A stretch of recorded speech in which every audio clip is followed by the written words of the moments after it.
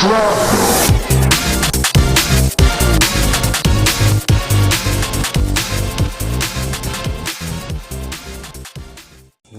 everyone, Tobias here, doing a solo episode. Welcome to Film Shrapnel.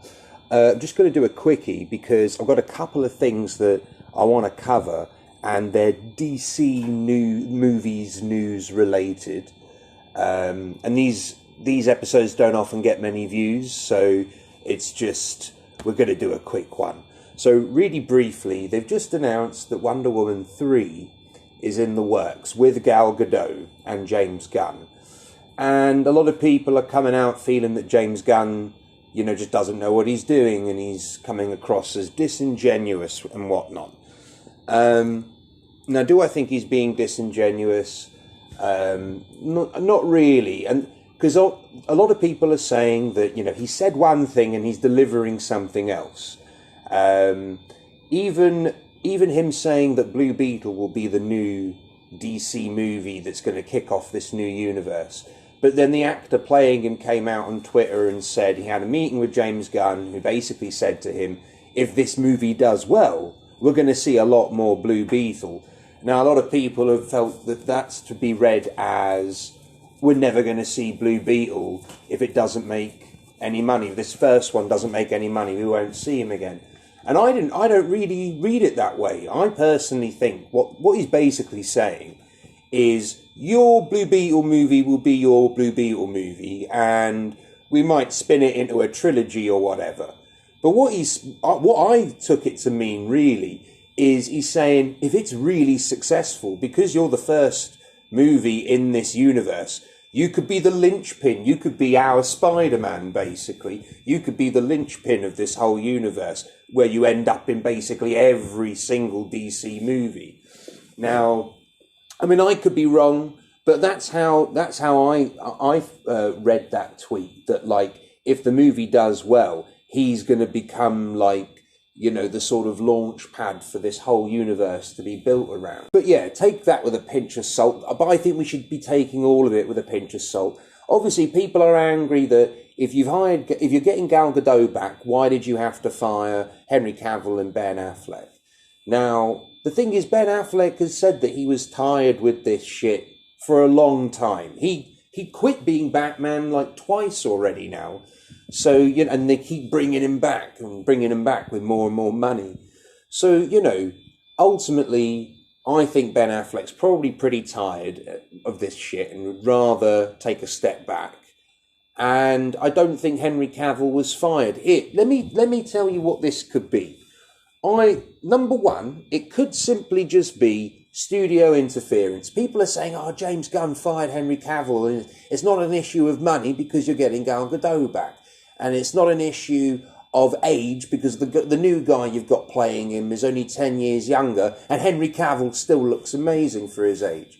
So, like, people are saying this, but what if? Because let's not forget, they told him, you're going to be Superman, and we're going to get you a new deal. And he announces, I'm back as Superman. And then 2 weeks later, or however long it was, he had to say, actually, I'm not coming back as Superman because of, creative differences or whatever it was. But you know what I reckon? Total speculation. But I reckon something along the lines of, okay, we got Henry Cavill back, and they'd started like coming up with ideas. Maybe James Gunn and his writing team were bouncing ideas off each other. And I bet you someone said something along the lines of, we could do this. But if only people still thought that Henry Cavill wasn't, isn't being signed on, then it wouldn't work. People would need to think that Henry Cavill's never coming back for this idea to really work. And then I bet James Gunn went, well, I mean, we could just tell everyone he's not coming back. And they'd be like, can we do that? He's just said that he's coming back. And James Gunn probably went, well, we're in charge now. Yeah, maybe they had an idea in the writer's room, and it actually depends on the public perception being that Henry Cavill's never coming back as Superman. I've got a feeling that might be something. And even Ben Affleck, I think the doors are very, very wide open. People are saying getting Gal Gadot back's like, a big red flag for this universe. And I don't know. I don't know. I reckon James Gunn is a very capable writer, a really good director. He's very, he has a vision and he sticks to his vision. And I think, I feel like everyone enjoys his stuff. The Guardians of the Galaxy 3 just came out. People like it. So, and I feel like that film doesn't feel like as much effort was made in that film. From my perspective, I feel like there was a lot more love in the director's chair in the first and the second one. I didn't get that as much in the third one, as much as I enjoyed it. So, I reckon it will be fine. And I think everyone loves his movies, so I'm sure what he'll deliver will be good stuff. Let's not forget The Suicide Squad was really good, and his Peacemaker was really good. We're still not quite yet in the James Gunn era. We're hearing a lot about stuff from James Gunn, but we're not yet seeing any of his ideas or developments coming to fruition in the movies yet. We're having to wait that out, and then James Gunn's influence will start to be felt within how the universe is handled. So, as I say, give it time. I think people just get so uptight about these DC movies, and I feel like it's totally unnecessary. They're fucking comic book movies. They're fun. That's all they're meant to be. But yeah, I suppose people put a lot of pressure on these creators. Although at the same time, Marvel are completely shitting the bed, aren't they? They're nothing special. Then none of the. I mean, some of them are actually. Some of them do elevate themselves. I still maintain Captain America 2, very good movie in its own right.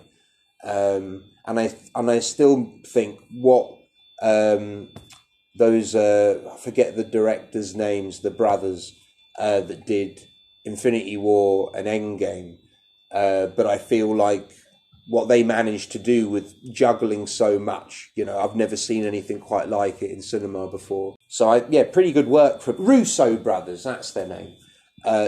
Pretty good work from them in the Marvel movies. I'd never really given it much thought, but now that I think about it, I'm going to have a look at their other work, because it seems like I am a fan without really realising. So I'm going to check the Russo brothers out, see what else they've done.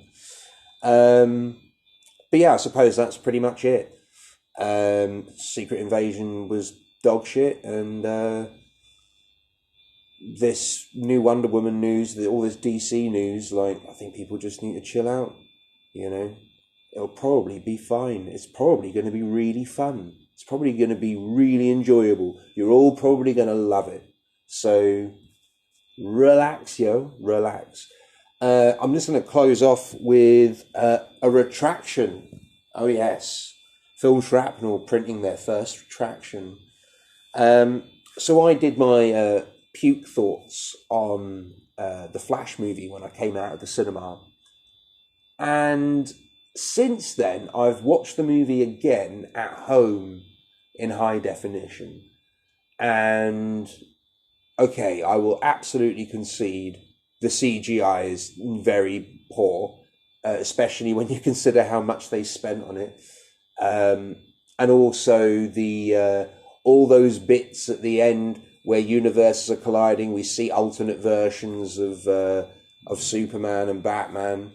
The CGI doesn't hold up with Nick Cage. As much as I loved it, and I still like it, but he does look like a cartoon, I will concede. He looks very cartoonish. But it's still Nick Cage as Superman, so I still really, really like it, even though it is a bit cartoonish. I'd still pay good money to see that, even as a cartoon. Make Superman Lives, but an animated movie. I would love that. I'd love that. I'd rather it live action, but I feel like people need to see it. I'm printing Film Shrapnel's retraction. I'm going to retract my rating of The Flash. My rating was based on my experience in the cinema, which I still maintain. I had an absolute blast. I enjoyed the plot. I enjoyed the characters. Ezra Miller, I find really irritating as the Flash. but I've had time to grow into him playing the Flash for a while now. So I felt like the older version of Flash I was fine with. I liked his portrayal. Young Flash, yeah, I really didn't like. But again, he sort of grows, doesn't he? And by the end, I think he is quite likeable. So I thought that I still maintain there's a lot of this movie I really like. But yes, I am going to retract the rating. I think I said it was like a 7.5, but I'm taking it down to a 6.5. Now that I've been able to watch it as a movie, not just sort of enjoying it, letting it wash over me and just, sort of surrendering myself to the story, like completely, you got to suspend your disbelief, haven't you? But yeah, after watching it again properly, it's like, it's mid. It's mid to decent. It's mid to decent. I don't think it's bad at all. There's bad bits, really bad CGI, but like I really wouldn't call it a bad movie. Thank you all for listening to Film Shrapnel. My name's Tobias. Sorry, no Craig today. Do follow us on Twitter and TikTok and all those other social medias, if we have any of them. And yeah, until next time, much love.